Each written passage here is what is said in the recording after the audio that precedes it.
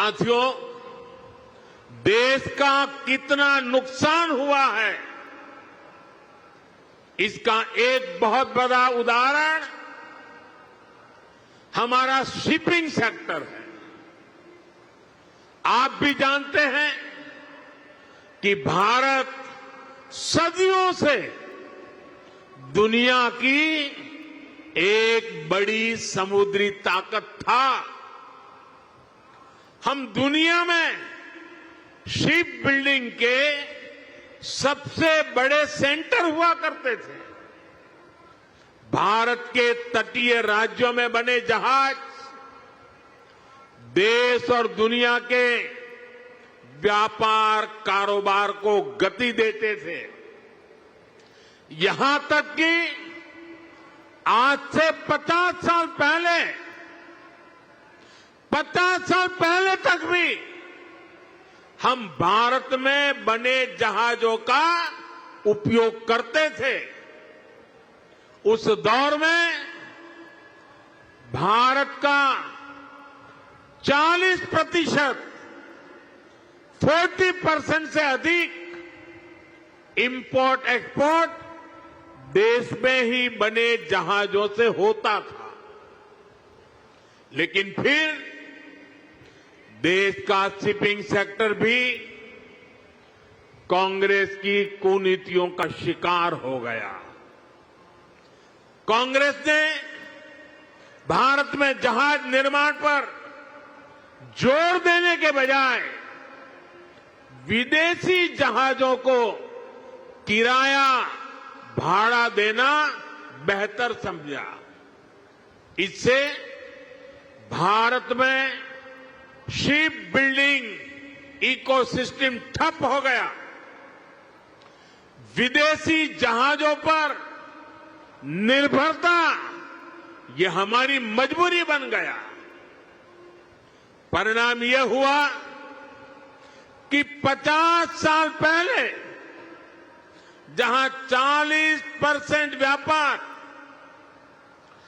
भारतीय जहाजों पर होता था, वो हिस्सा घटकर सिर्फ 5% रह गया। यानी अपने 95% ट्रेड के लिए हम विदेशी जहाजों पर निर्भर हो गए। विदेशी जहाजों पर इस निर्भरता का हमें बहुत बड़ा नुकसान उठाना पड़ा। साथियों, में आज देश के सामने कुछ आंकड़े आप सबके सामने रखना चाहता हूं। देशवासी ये जानकर हैरान रह जाएंगे कि आज भारत हर साल करीब $75 बिलियन यानी लगभग 6 लाख करोड़ रुपए 6 लाख करोड़ रुपए विदेशी शिपिंग कंपनियों को शिपिंग सर्विसेज के लिए देता है, किराया देता है। ये आज भारत का जितना डिफेंस बजट है, करीब करीब उतना पैसा किराए में दिया जा रहा है।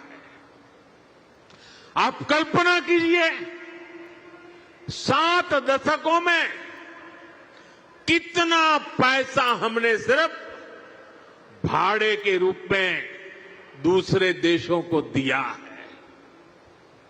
हमारे पैसों से विदेशों में लाखों नौकरियां बनी हैं। सोचिए, इतने सारे पैसे का अगर एक छोटा सा हिस्सा भी अगर पहले की सरकारें अपनी शिपिंग इंडस्ट्री पर लगाती तो आज दुनिया हमारे जहाज इस्तेमाल कर रही होती हमें लाखों करोड़ रुपए शिपिंग सर्विसेज के रूप में मिल रहे होते और हमारे बच जाते वो तो अलग। साथियों, भारत को अगर 2047 जब देश की आजादी के 100 साल होंगे, 2047 तक विकसित होना है, तो भारत को आत्मनिर्भर होना ही होगा। आत्मनिर्भर होने के अलावा भारत के पास कोई विकल्प नहीं है। 140 करोड़ देशवासियों का एक ही संकल्प होना चाहिए।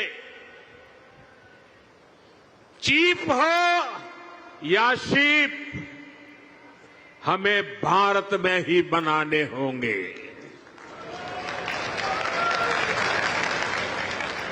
इसी सोच के साथ आज भारत का मैरीटाइम सेक्टर भी नेक्स्ट जनरेशन रिफॉर्म्स करने जा रहा है।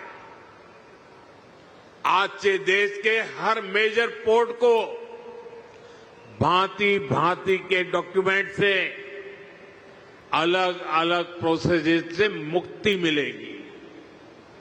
वन नेशन वन डॉक्यूमेंट और one nation one port process अब व्यापार कारोबार को और सरल करने वाली है। हाल में ही जैसे हमारे मंत्री जी सर्बानंद सोनोवाल जी ने बताया, मॉनसून सेशन के दौरान पार्लियामेंट में हमने ऐसे अनेक पुराने कानूनों को बदला है जो अंग्रेजों के जमाने से चले आ रहे थे। हमने मैरीटाइम सेक्टर में अनेक रिफॉर्म करने का सिलसिला शुरू किया है। हमारी सरकार ने 5 मैरीटाइम कानूनों को नए अवतार में देश के सामने रखा है। इन कानूनों से और इन कानूनों के आने से शिपिंग सेक्टर में, पोर्ट गवर्नेंस में एक बहुत बड़ा बदलाव आएगा। साथियों, भारत सदियों से बड़े बड़े जहाज बनाने में एक्सपर्ट रहा है। नेक्स्ट जनरेशन रिफॉर्म्स देश के इस भूले हुए गौरव को फिर वापस लाने में मदद करेंगे।